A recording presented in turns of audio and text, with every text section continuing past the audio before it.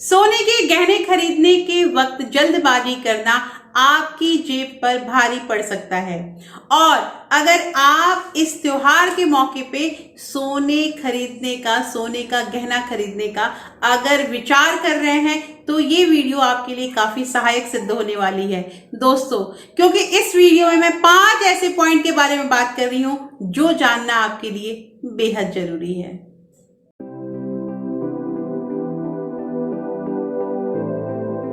Hello everyone, welcome back to my channel real life with Tuku. कैसे हैं आप लोग? आई होप आप बहुत अच्छे होंगे और सेहतमंद होंगे और आप लगातार मेरी वीडियो के साथ भी बने हुए होंगे। दोस्तों, आज की जो वीडियो है, इस वीडियो में हम बात करेंगे कि गोल्ड खरीदने से पहले अगर हम गोल्ड को बाय करने जा रहे हैं, परचेज करने जा रहे हैं, तो हमें किन किन बातों का ध्यान रखना चाहिए। दोस्तों, इस वीडियो में 5 ऐसे स्टेप के बारे में बताऊंगी, 5 ऐसे जो बातें हैं उसके बारे में बताऊंगी जो जानना आपके लिए बहुत जरूरी है।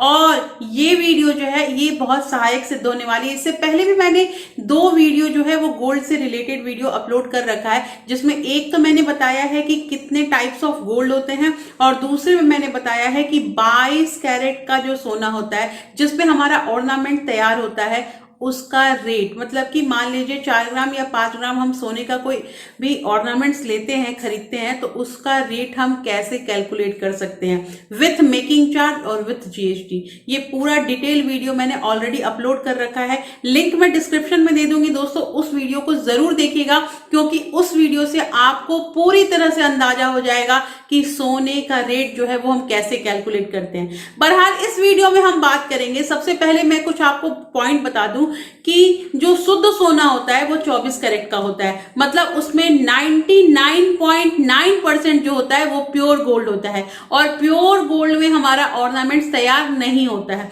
क्योंकि वो बहुत लचीला होता है, वो बहुत फ्लेक्सिबल होता है, इसलिए हमारा जो 24 कैरेट का गोल्ड होता है उसमें हमारा ऑर्नामेंट्स रेडी नहीं होता है। लेकिन 24 कैरेट के क्वाइन और जो ईंट होती है ये सब चीजें मिलती है। इसके अलावा 22 कैरेट का जो ऑर्नामेंट्स होता है उसमें हम लगभग जितने भी गहने होते हैं वो 22 कैरेट में हम बनाते हैं और 22 कैरेट में हमारा 91.6% गोल्ड होता है। बाकी जो होता है उसमें और भी मेटल्स मिला के और उसको मजबूत किया जाता है जिससे हमारा जो भी ऑर्नामेंट्स है वो बन पाता है, मतलब वो लचीला नहीं रहता है। और तीसरी चीज होती है जो 18 कैरेट का गोल्ड होता है, वो उसमें 75% ही सोना होता है। तो ये चीज आपको ध्यान देना है कि आप कितने कैरेट का गोल्ड जो है वो परचेज करने जा रहे हैं। और अब हम स्टार्ट करेंगे इस वीडियो में, जो मैंने आपको बताया कि 5 आपको पॉइंट जानना बहुत जरूरी है, तो जिसमें सबसे पहला पॉइंट है। लेकिन दोस्तों, वीडियो स्टार्ट होने से पहले एक नम्र निवेदन है कि अगर आप लोगों ने अभी तक रियल लाइफ विद टुकू को सब्सक्राइब नहीं किया है तो प्लीज सब्सक्राइब कर लीजिए अपने इस चैनल को और साथ में जो बेल आइकन है उसे भी जरूर प्रेस कर दीजिएगा ताकि ऐसे ही इंटरेस्टिंग वीडियो के नोटिफिकेशन आपको मिलते रहे। तो चलिए स्टार्ट करते हैं वीडियो को। सबसे पहला यहाँ पे पॉइंट आता है कि अपने शहर में सोने का भाव। सबसे जरूरी चीज है दोस्तों कि सोने का जो रेट है वो जरूर पता कर ले। आपको ये जानना बहुत जरूरी है कि 24 कैरेट सोने का या 22 कैरेट सोने का अभी फिलहाल रेट कितना चल रहा है और जो रेट जिस दिन का होगा उसी के अकॉर्डिंग आपको परचेजिंग करनी है।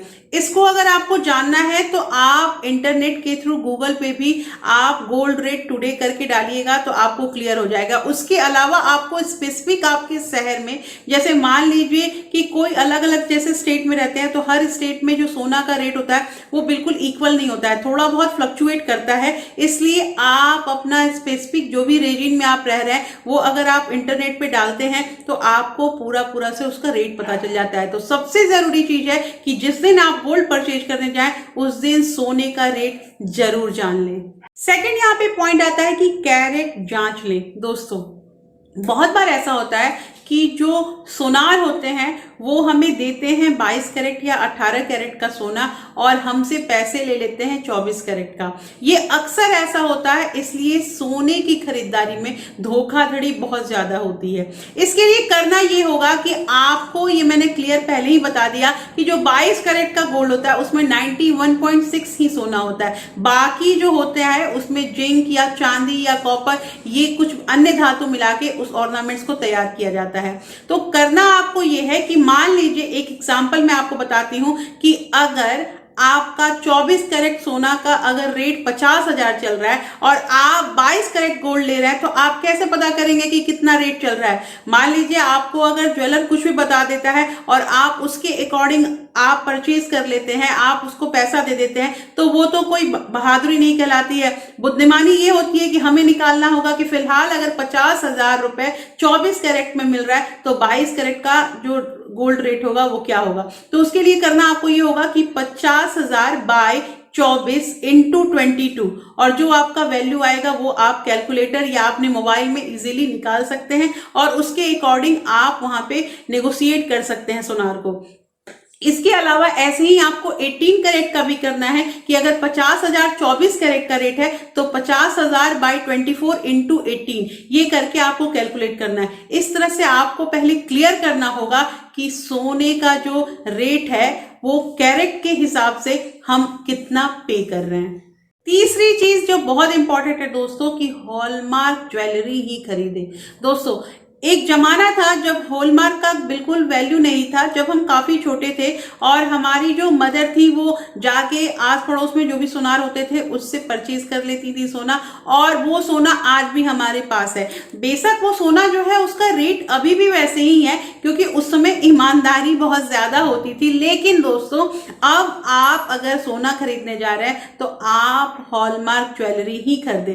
हॉलमार्क ज्वेलरी के लिए आपको ये ध्यान देना होगा कि हॉलमार्क का जो निशान होता है वो तिकोना होता है, और वो BIS के थ्रू जो मतलब प्रमाणित किया हुआ है। इसमें होता ये है कि आपको कैरेट भी उसमें लिखा रहता है उस तिकोने में, और उसके साथ साथ कौन सा ईयर में वो उत्पाद बना था, वो प्रोडक्ट बना था, ये भी मेंशन रहता है। तो ये सब चीजों का ध्यान देना बहुत जरूरी है। उसके अलावा हॉलमार्क ज्वेलरी के सर्टिफिकेट होते हैं, इसलिए बगैर सर्टिफिकेट आप गोल्ड की परचेजिंग मत कीजिए, क्योंकि उसमें क्लियर लिखा रहता है कि आप जो ज्वेलरी खरीद रहे हैं वो कितने कैरेट का है। ये बहुत जरूरी है दोस्तों कि बिल आपके पास होना चाहिए, उस ज्वेलरी का हॉलमार्क सर्टिफिकेट जो होता है वो जरूर होना चाहिए। बहुत बार ऐसा होता है कि जो ग्राहक होते हैं, कस्टमर, वो बिल्कुल भी इन सब चीजों का ध्यान नहीं देते हैं, और वो जो चकाचौंध होता है दिवाली में, धनतेरस में, उस समय हम एंटर कर जाते हैं और हम ये सब पॉइंट का ध्यान नहीं देते हैं। लेकिन हम एक बार गोल्ड जब उस दुकान से लेके निकल जाते हैं तो वो गोल्ड जो दुकानदार होता है वो उसकी बिल्कुल भी जिम्मेदारी नहीं लेता है। जिम्मेदारी हमारा वही हॉलमार्क लेता है, उसका सर्टिफिकेट लेता है। तो दोस्तों, इन सब चीजों का ध्यान रखना बहुत जरूरी है। चौथा यहाँ पे पॉइंट आता है कि नगीना जड़ित, मतलब स्टोन जो लगा रहता है जो भी ऑर्नामेंट्स में, उस ज्वेलरी को लेने से बचे। दोस्तों, कहने का मतलब ये है कि अगर हम कोई भी स्टोन या नगीना उसमें लगा रहता है और देखने में वो काफी खूबसूरत लगता है और उस ऑर्नामेंट्स को हम परचेज कर लेते हैं, तो परचेज करने के पहले जो स्टोन होता है उसका जो वेट होता है उससे भी सोनार कैलकुलेट करके सोने के भाव से हमारा जो है रुपया ले लेता है। लेकिन जब उसी को हम अगर रीसेल करने जाते हैं तो उस नगीने को, उस स्टोन को निकाल दिया जाता है। इसलिए इस चीज का आपको ध्यान रखना है कि जो स्टोन लगा रहता है ऑर्नामेंट्स में, उस ऑर्नामेंट्स को परचेज नहीं करना है। और लास्ट यहाँ पे पॉइंट आता है दोस्तों कि मेकिंग चार्ज में मोल भाव करें।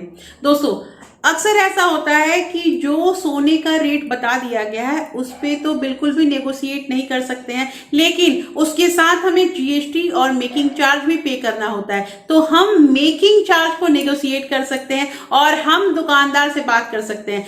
ऐसा होता है कि दो तरह से मेकिंग चार्ज दिया जाता है। एक होता है जो मानव निर्मित होता है, जो इंसान बनाते हैं अपने हाथ से, और दूसरा होता है मशीन के थ्रू। तो जो मशीन के थ्रू होता है उसका मेकिंग चार्ज कम होता है, लेकिन जो मानव निर्मित होता है उसका मेकिंग चार्ज ज्यादा लिया जाता है। और अब तो ऐसा हो गया है कि सोने पे पर ग्राम उसकी फिनिशिंग जैसी होती है, कटिंग होती है, उसके अकॉर्डिंग मेकिंग चार्ज लिया जाता है। तो आप मेकिंग चार्ज को दुकानदार से बोल के कम करा सकते हैं। बहुत सारे दुकानदार ऐसे होते हैं जो आपकी मेकिंग चार्ज को नेगोशिएट करते हैं, उसमें कुछ बार्गेनिंग का संभावना भी होता है, इसलिए मेकिंग चार्ज पे आप एक बार मोल भाव कर सकते हैं। तो दोस्तों, इस वीडियो में मैंने 5 ऐसे पॉइंट बताए हैं जो जानना आपके लिए बेहद जरूरी है। आप भी अगर सोने के गहने को खरीदने के लिए मार्केट जाते हैं तो सबसे पहले आपको याद रखना है, एक बार इसको समराइज करते हैं इस वीडियो को, कि आपको सोने का रेट पता करना है। दूसरी चीज, आपको कैरेट जो है वो क्लियर कर लेना है। तीसरी चीज, आपका हॉलमार्क ज्वेलरी होना चाहिए। चौथी बात यहाँ पे हमने की कि जो स्टोन लगा रहता है, जो नगीना लगा रहता है, ऐसे ज्वेलरी को हमें परचेज नहीं करना है। और लास्ट पॉइंट पे हम बात कर रहे थे कि हमें जो मेकिंग चार्ज होता है उसमें हम मोल भाव कर सकते हैं और हमें कोशिश करनी है कि हमारा कम से कम पैसा लगे। तो दोस्तों, वीडियो कैसी लगी मुझे जरूर बताइएगा। और हाँ, अगर आपको कैलकुलेशन निकालना है कि कितने ग्राम सोने का कितना मेकिंग चार्ज और कितना जीएसटी या कितना उसको हमें पे करना है, इसके लिए जो मैंने आपको वीडियो बताया उसका लिंक मैं डिस्क्रिप्शन में दे दूंगी, आप जरूर चेकआउट कीजिएगा, क्योंकि वो वीडियो भी आपके लिए बहुत बहुत बहुत उपयोगी है। तो फिर मैं मिलती हूँ आपसे एक नए वीडियो के साथ, तब तक के लिए thank you. Thanks for watching.